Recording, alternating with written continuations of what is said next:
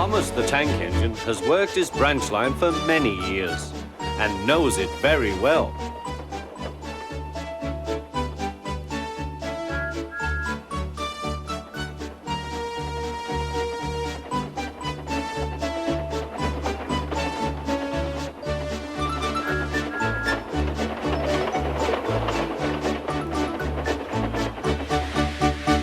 You know just where to stop, Thomas, laughed his driver.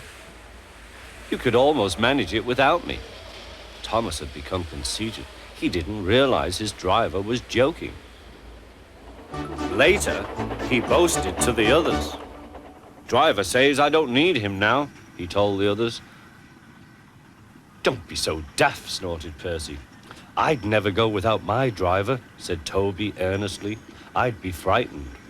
Huh, boasted Thomas. I'm not scared. You'd never dare. I would then. You'll see. The next morning, the firelighter came. Thomas drowsed comfortably as the warmth spread through his boiler. Percy and Toby were still asleep. Thomas suddenly remembered. Silly stick in the mud, he chuckled. I'll show them.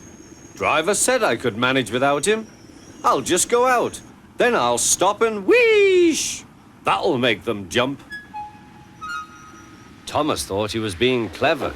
Really, he was only moving because a careless cleaner had meddled with his controls. He soon found his mistake. He tried to wheesh, but he couldn't. He tried to stop, but he couldn't. He just kept rolling along. He didn't dare look at what was coming next. There was the station master's house. The station master was about to have breakfast. Horrors! Cried Thomas and shut his eyes. The house rocked. Broken glass tinkled. Plaster was everywhere. Thomas had collected a bush on his travels. He peered into the room through its leaves. He couldn't speak.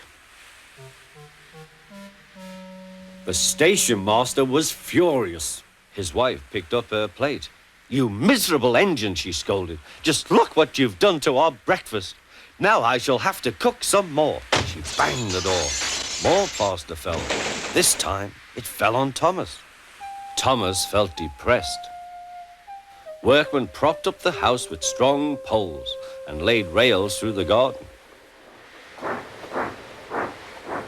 Then the Scottish twin engines, Donald and Douglas, arrived.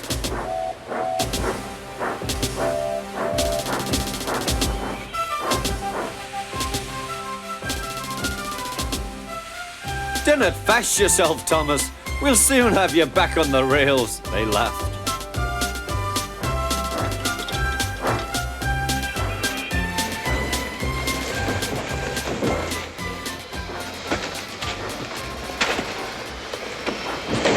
Donald and Douglas, puffing hard, managed to haul Thomas back to safety.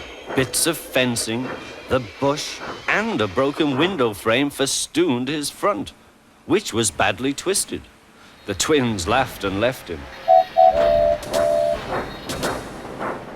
Thomas was in disgrace.